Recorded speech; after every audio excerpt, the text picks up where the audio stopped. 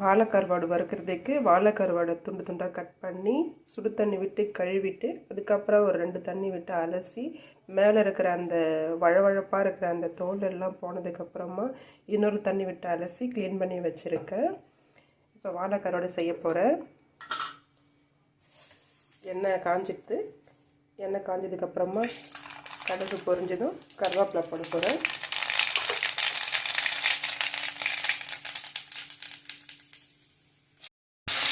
ஒரு டம்ளர் தண்ணி,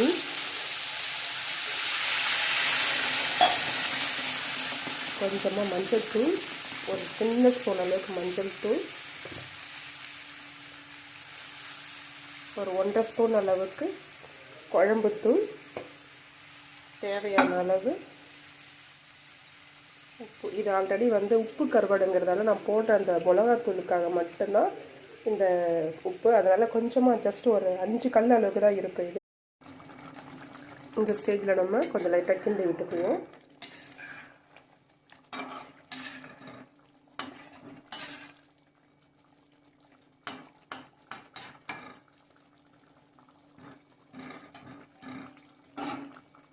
கிண்டி விட்டு திரும்பவும் மூடி வச்சு வேகட்டும். நடுவில் மட்டும் தீ பிடிக்காத அளவுக்கு கொஞ்சம் கிண்டி விடுங்க. கருவாடு வேகணும். கருவாடுடைய பச்சை வாசனை போகிற அளவுக்கு எவ்வளோ வேகணுமோ அந்த அளவுக்கு கொஞ்சம் சிம்மிலே வச்சு வேக வைங்க. கருவாடு இந்த ஸ்டேஜில் நமக்கு எப்படி இருக்குன்னு பார்த்தலாம். கருவாட்டில் நம்ம தாளித்து விட்ட எண்ணெய் எல்லாம் பிரிஞ்சு வந்துருச்சு. கருவாடு ஓரளவுக்கு பக்குவமான அளவுக்கு வெந்துருச்சு. அடி பிடிக்கல பாருங்கள், எதுவுமே அடி பிடிக்காமல் அழகாக கரெக்டாக சுத்தமான பதத்துக்கு வந்துருச்சு.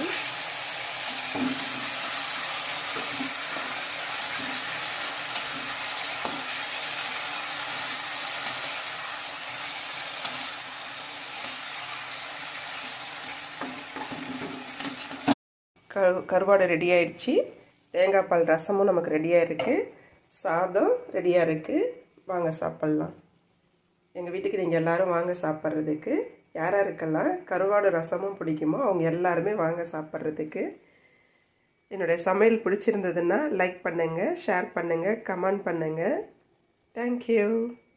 ரசம் கொதிச்சு ரெடியாக வந்துருச்சு மேலே பொங்கி. இந்த ஸ்டேஜில் நம்ம 1 ஸ்பூன் நெய் விட்டுக்கலாம்.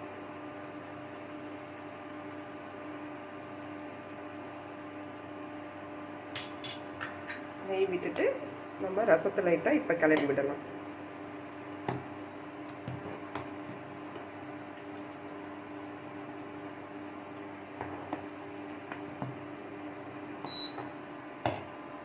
அவ்வளோதான் தேங்காய் பால்.